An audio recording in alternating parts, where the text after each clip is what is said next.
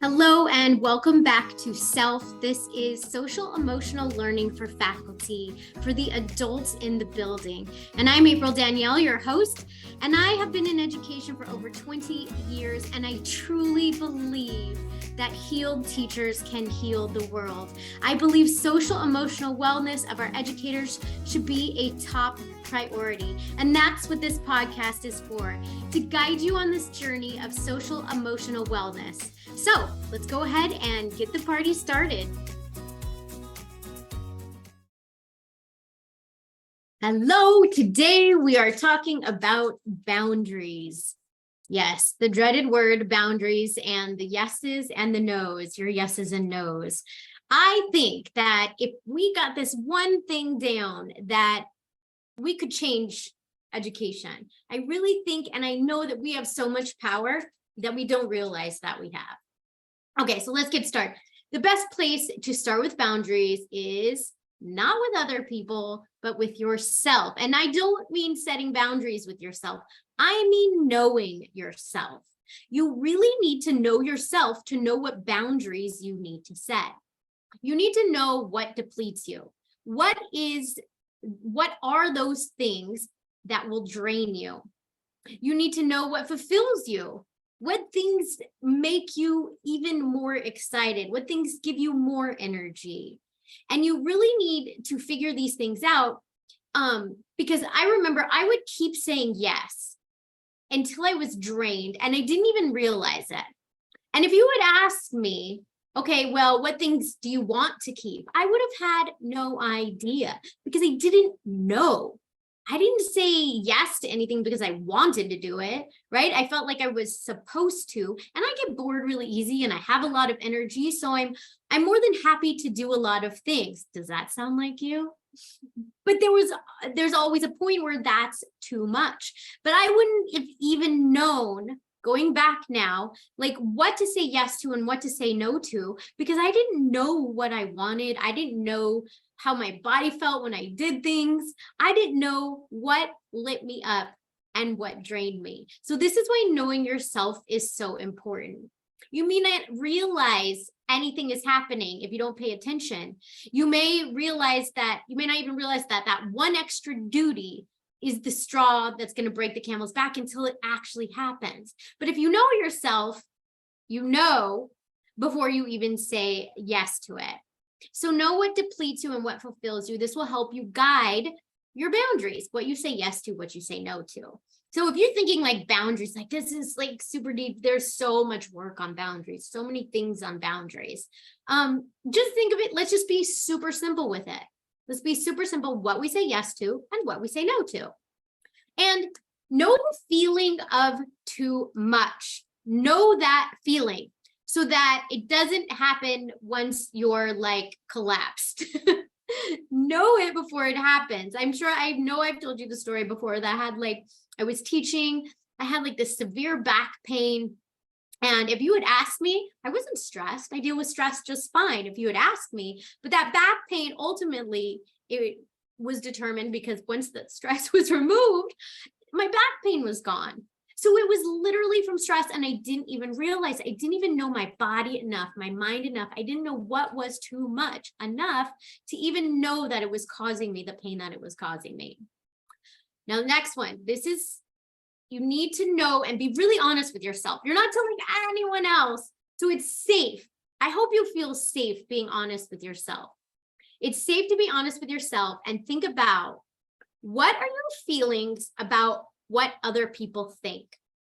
What are your feelings about what other people think? And how often do you make decisions and take action based on that? And you can see where I'm going with this, because are your yeses, are you scared to say no because of what other people will think? Right? Because there's a lot of that in teaching. I know that when I was in a building, we would talk about the people who left early and came late. And really, let's be real, people, early and late was just on time. It was just on time, but we came so early and stayed so late that we have thoughts about those people that didn't. And really looking back, I'm like, go people, yes, do that thing. I'm such a different person. And I wonder like how it was so conditioned in me. It was so conditioned in me, and not just the school system, obviously society, that this is what we needed. Like I would not miss a day. I would like die before I miss a day. Besides the fact that subplans are take forever to write, but I would never miss a day. And that used to be celebrated. And now I'm like, take your days, because I want you to be the best, highest version of you. And the system needs it. The system really needs that to happen. So something that you should do when considering boundaries is slow down. Everything seems to happen so fast. Have you ever been in a school? Have you ever been to school? Like when you're in a school and you're in the hallways, right? Everything has to happen now. The bells, the times, everything is time-based. Now, right? It feels almost like a tiny emergency all the time. But you don't have to buy into that, and you don't have to do that. So you may feel like you have to say yes. And slowing down will help you stop and consider, is that true? Is that really true? Sometimes I felt like I had to say yes because I was the only person on campus really that could do that. I thought, right? I thought, and I knew I would be I'm the best person for the job. The time that I have, the experience that I have, whatever, I would be the best person for the job. So I felt like I had to say yes. But if I sat with myself now, I would realize I did not have to say yes.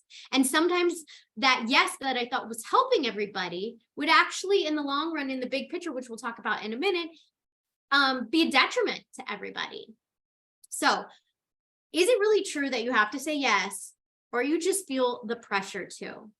Now, saying no at first is going to be hard. I'm not even going to lie. I'm not even going to lie. It not will be, but might be, probably will be. It probably will be hard. So I will tell you that the more you do it, the easier it gets. And that just doesn't mean you're going to go say no willy-nilly all over the place.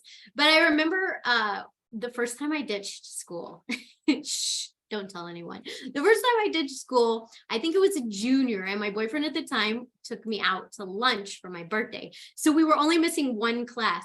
But I swear to you, I thought the SWAT team was going to like break down the doors and like come and get us because we were ditching class. But once I did it that once, let me tell you, people, it got easier. I cannot lie and say that that was the last time I ever ditched, because it was not.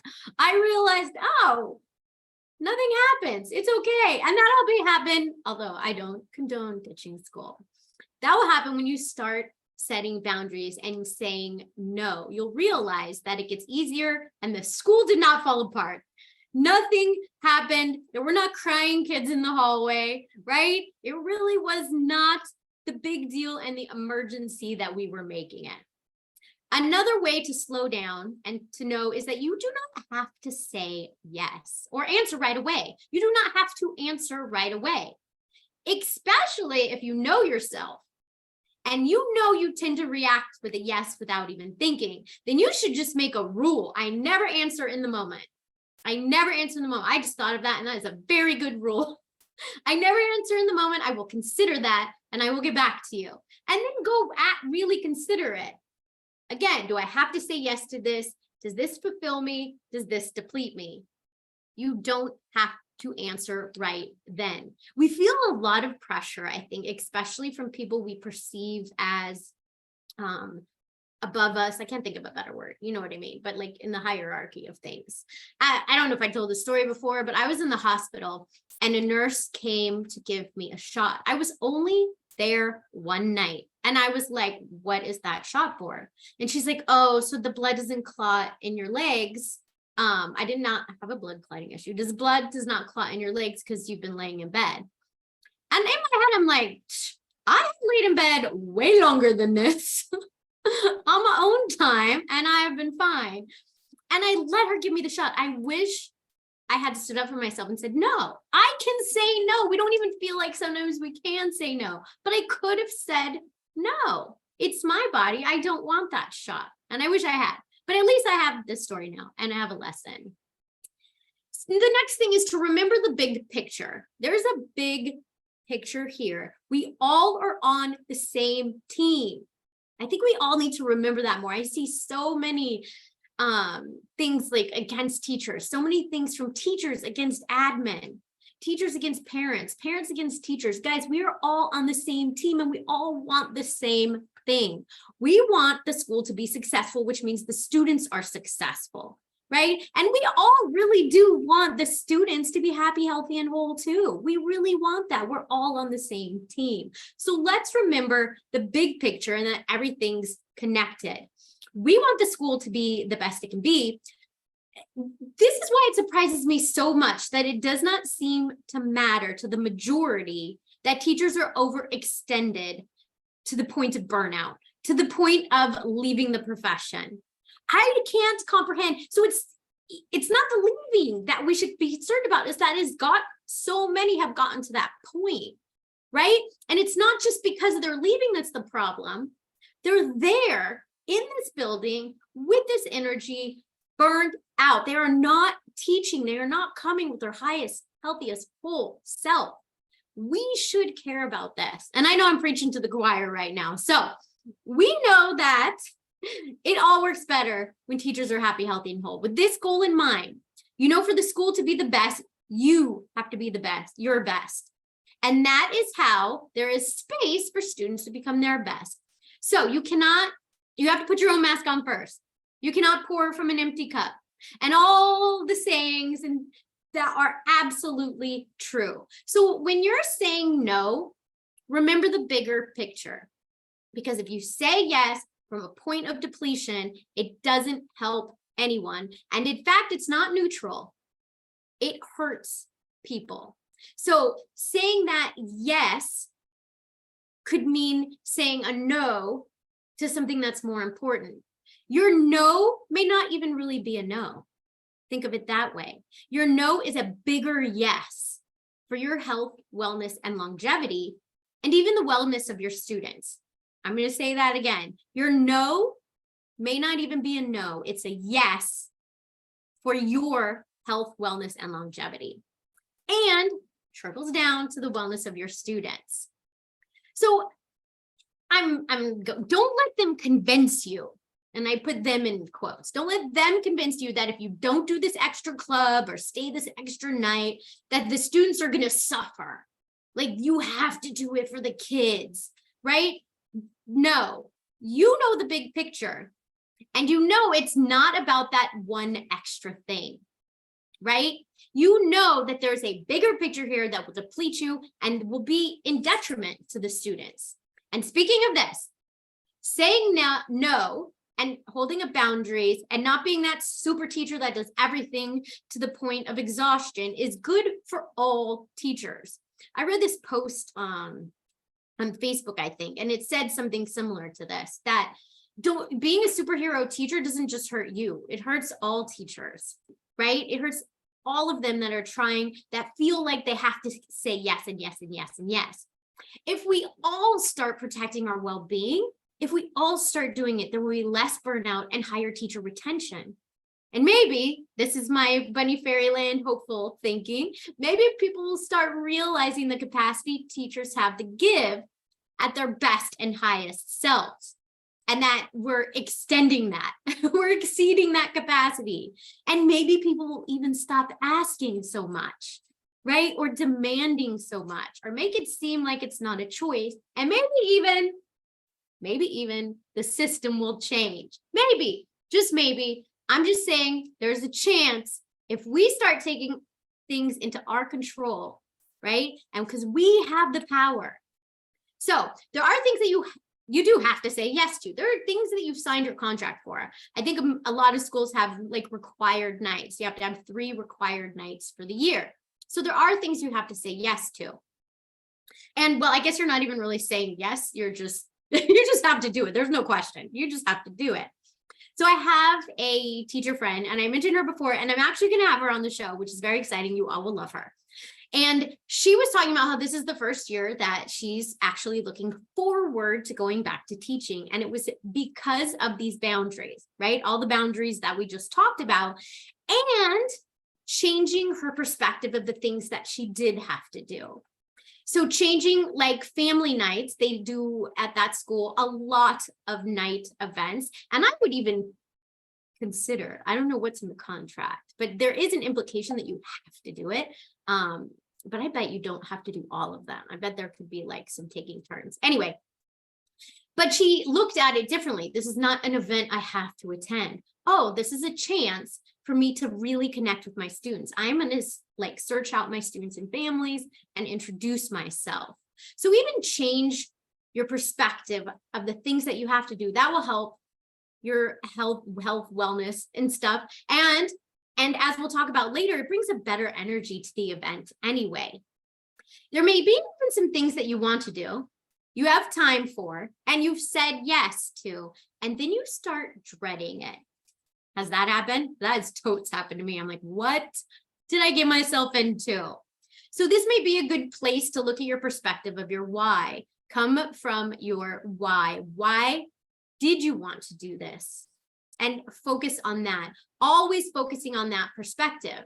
Also, if you started to dread something you wanted to say yes to and you know you enjoy, you may have said yes to too many other things that don't fulfill you. And that's where that dread is coming in. It doesn't have to do with that thing. It has to do with all the other things that you have said yes to that you did not need to. And you can see how these yeses are starting to impact the thing you really could put a lot of value into. Are we starting to see why saying no is so important?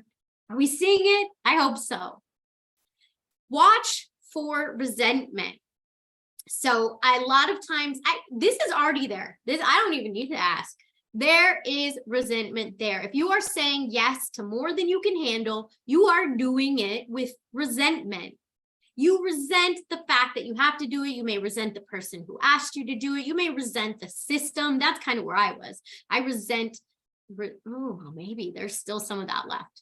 But now that I said it, I was like, oh my gosh, I do resent the system for putting us in these places, for not realizing the importance of teacher emotional and social wellness. But when you do something with resentment, again, you're hurting the bigger picture.